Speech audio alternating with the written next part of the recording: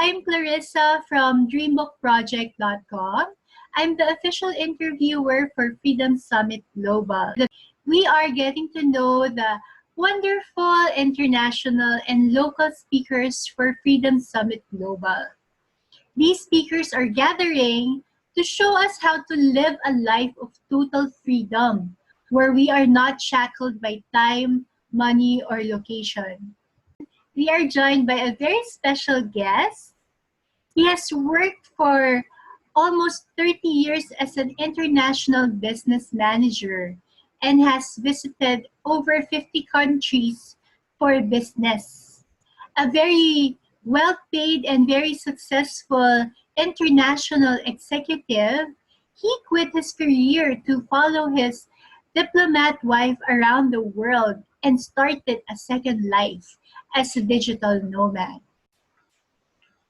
I introduce to you the wonderful Fabio Aromatici.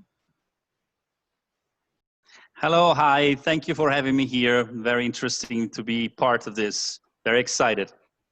Thank you so much, Fabio, for agreeing to this interview with us.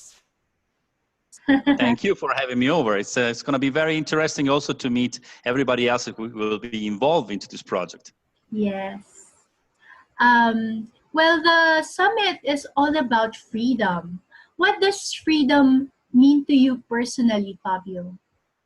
As you said before, I've been working in corporations for almost 30 years and at a very high level. And people tend to think that when you get to the top of a corporation or an association or a job or a position, you get a lot of freedom. This is not true at all. I found out the hard way. You have lots of responsibilities. You have to some extent act out the part, and you cannot be yourself 100%. You have to be the person other people expect you to be. And so this was my main problem when I was working very intensively in Milano, in the States, at an international level.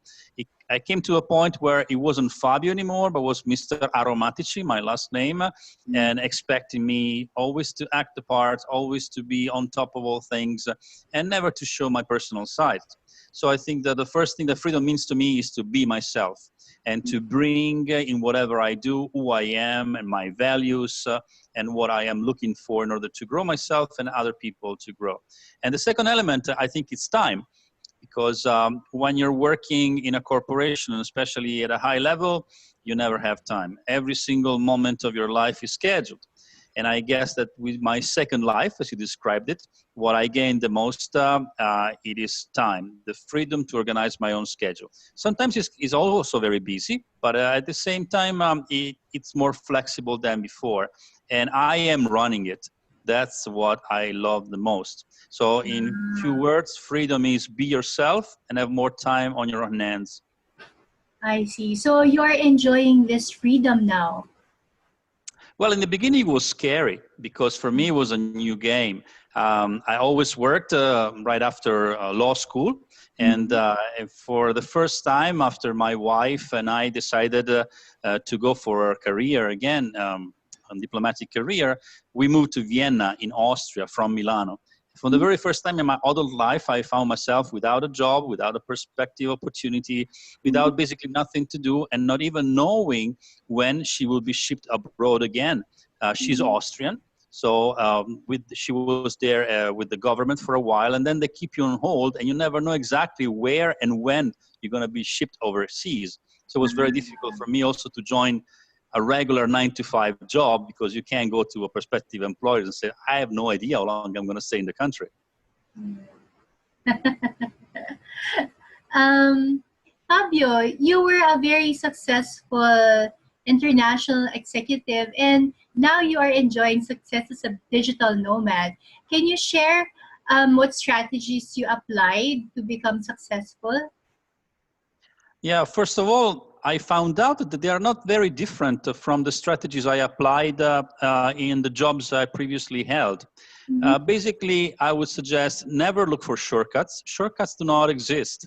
You have to work hard, you have to study, you have to prepare yourself, you have to be resilient. because, you know, at times things happen or don't happen, and it's not in your power all the time. So the main strategy is to keep it flexible. Don't let bad situation affect you too much. And of course, you have to put a lot of passion in what you're doing. But basically, study, get prepared, and ready to work all the time. Ah, so it's the hard work and It's a working lot. smart. It is a lot of hardware because when you're not in an organization anymore and you're running your own show, you get freedom on one hand, but on the other hand, you don't have the support of a structure. So for Yeah. somebody like me who always worked inside a large company or an institution, it was kind of difficult to run my own thing in the very beginning. And then, Mhm. you know, it's a trial and error. And if you don't get discouraged, things will work out eventually. Mhm. All right. Since you're living the digital nomad lifestyle, what tips do you have for someone who wants to explore this kind of lifestyle? Well, first of all, you have to know yourself, Mhm. because when you're out there in other countries, maybe without a structure, without a company in your beginning this life, you really have to know who you are, what do you want, what are your goals, because otherwise you get stranded to some extent, and you really have to focus on what you want to be, and at the same time you keep your mind open for opportunities and especially people who might be coming across your path, because that's the most interesting thing about being a digital nomad. It's not about the places where you go, it's about the people you're going to meet. And I have met in my second life, in these last 3 years, a lot of interesting people that I probably would have never met when I was working in the corporation. Very different backgrounds and very different approaches in life, and a lot of free thinking people. And the second thing is, please have a plan B, because sometimes things don't work, or for a while they don't work. So one thing is not to get discouraged. One thing is to just throw yourself out there. And in the plan B, maybe a little bit of money on the side, it's always helpful. This is a life where you don't need much. At least you don't need as much as you think you would. But at the same time, you do need a little bit of safety and security. And money is always the best way to prove that. So don't go there if you're completely broke thinking, oh, I'm going to be rich in 6 months' time. Mhm. I have seen very few people becoming in this kind of lifestyle, if not wealthy, having enough money to feel safe, especially if you have a family or if you have kids. Have to have a little stash on the side. So, first is to know yourself. Is that's one thing you mentioned, and What to your goals are, what you want to do with your time and your talents, and then have a plan B if this doesn't work, and have some money on the side. and then second is have a plan B. All right. Of course. The next question is very close to my heart because I'm in the business of helping people achieve their dreams. So, what advice do you have for someone to make his or her dreams come true? You know, usually people tend to answer this question, follow your dreams, be passionate. My first advice would be a little bit different, is, are you willing to pay the price? Because there is a price in this life. You are away from your original family, from your friends, if you grew up with friends. You are going to live in countries which are very different from your own mentalities, which is part of the fun, but also in the long term can be also a little bit challenging at the same time. So you have to know that there's always a price to pay. It is not a bed of roses.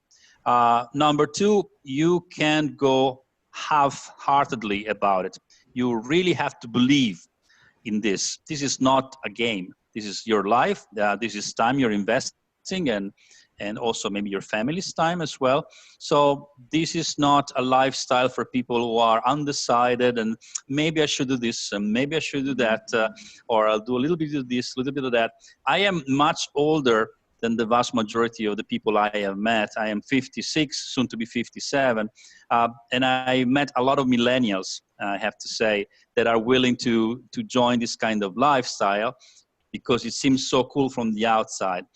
But on the other hand, I would have to say to these people, if you have a passion, if you have a project, stick with it and just don't change your mind very often. And I see many millennials at times having a lot of passion, a lot of enthusiasm, a lot of qualities, and a lot of many skills. But at the same time, after the first few months, they get discouraged very easily. So you really need to be fully determined. And this goes also with the last tip that I would give is be resilient. This is a lifestyle and, let's say, a job, a work, a way of being that will bring you fantastic opportunities, fantastic experiences, but also sometimes very, very difficult moments when you're there with yourself or just with your family or maybe with a business partner, and it's going to be extremely challenging for you and who you are as a person, not just as a professional. You mentioned no better roses, but also very challenging. You mentioned three things.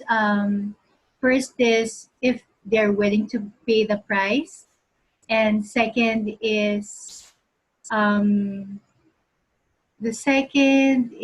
have to go at full speed. You have to truly believe in what you're doing. Yeah, being wholehearted, and third is being resilient. Exactly. You've been to over 50 countries, right? Yes. Yes. What is your favorite travel story? Well, there would be many, but this particular one is in an area of the world that people don't get to see very much. I was at the border between Uzbekistan and Tajikistan, and I was with my wife having a meal in a very low-key local restaurant right on the main road. And so we were facing the road while we were having this lunch, and all of a sudden we start seeing tanks and soldiers and cannons moving from inside Uzbekistan towards the border with Tajikistan. And we were very concerned, and we thought that something major just was happening. So we asked the locals, and the locals were, very, very cool with it, because they said, oh no, we have an ongoing war with them. It's been already 10 years, but since the USSR was canceled as a state, and so all these different states were born, we constantly are fighting about our borders, but there's nothing to worry about. But for us as Europeans to see, fully armored tanks and military and cannons just on the road where we were having lunch, it was quite of a shock. But to see the faces of the local people like, no, it's all right, nothing special. But we were like 20 kilometers away from the border. Obviously, we didn't proceed any further. At that point, we went back. Wow. So did you do anything? Did you do anything special? I mean, did you do? There was nothing to do. There was nothing to do but finish our meal. The interesting thing was that we were traveling with a German friend, and we were asked by our guide not to take any pictures because that was also a military zone. And the German guide decided to take some pictures. And 5 kilometers afterwards, we were stopped by the police, the military police, and they pointed at our friend. They took his camera, and they knew somehow, I have no idea up to today how, that he has taken pictures. So they confiscated his camera, they deleted all the pictures of all the vacation, and then they gave the camera back to him. Up to today, I have no idea what technology they used to know that our friend took pictures, but they did. Wow, so they knew somehow. Yes, they knew. They found out with some, I don't know, some technology, some computers. I have no idea. I was clueless, but they didn't stop all the cars, just our car. And they immediately went to our German friend for his camera. So they knew what were they looking for. That was a little scary, experience. It is. But now it has become a nice story to tell. But while it was happening, it was not. Because at times, and this I think it's important for everybody who wants to become a digital nomad in areas of the world which maybe might be challenging sometimes, is that you can find yourself in these kind of situations, and you always have to be aware that something like this might happen, and you're not safe like you are at home all the time. Fabio, what is your vision for the future? I wish I had a crystal ball and I was able to tell you exactly where we're going to. But I started working when globalization really took place, when China entered the WTO. And I remember everybody back then, it was 1988, was talking a lot about globalization. And we have seen, of course, a lot of it, but we also have seen recently how this slowed down. And there are many countries around the world, there are many political parties, and Europe is no exception, where they are trying to some extent to oppose to it. They're criticizing the European Union, they're criticizing the United Nations, and so forth. So my first idea is that the speed of globalization will slow down a little bit, and that we will find macro areas of the world which will be confronting each other much more than in the past. And I'm referring, of course, to Europe as a whole, United States, Western country, the Asian countries, Russia. So the process that we all thought up until 5-6 years ago, there was going to be a never-ending process. I think it will slow down, and we will see differences in different areas of the world. Number two, I think that there will be in work fewer professions and fewer jobs where you can hide and live a quiet life. I remember when I grew up, everybody wanted to work in a bank because a bank was a safe job. Your mother was very happy about it, and you probably would have always worked a mile or 2 miles away from her house, so you could have dinner and bring your children there. So either teaching or working in a bank was job number one because it was safe. I think safe jobs will be less and less common in the future. And maybe here in Asia, you guys already have experienced that. But in Europe, we have a lot of the unions, a lot of regulations. They always try to guarantee the workers in the workplace, and I think it's a good thing. But on the other hand, I think that in the future, we will see a lot more confusion. Many of the active companies or the important companies today will disappear. New companies will come up. And I read recently that 85% of new jobs will come up in the next 10 years. So 85% of the jobs that we're doing today, they will no longer exist 10 years down the road. I'm not saying policemen or I don't know, doctors. Of course, we always need that, but I'm more referring to services, manufacturing, small and medium-sized companies. We will see a lot of change. So you have to be very, very well equipped for change. And if you are a digital nomad and you have the approach, the mental approach to be a digital nomad, I think you will have an asset that will be required more and more by the work environment. Problem is where to go or which skills to invest in, because right now it's almost impossible. Everybody who's studying in college now, probably they will have to work in a job that has little to do with what they're preparing for now. So as I was saying before, one of the hints was study, study, study. You never quit studying, because it's always going to be a new challenge. It's always going to be a new technology. It's always going to be a new opportunity. But if you look on the other side, and if I look at people like my parents that worked and lived all their life in the same company or in the same institution, for me, it was too boring. I couldn't have done it. So I think especially millennials and people who are digital natives will enjoy this kind of lifestyle much more than people my age or people older than me.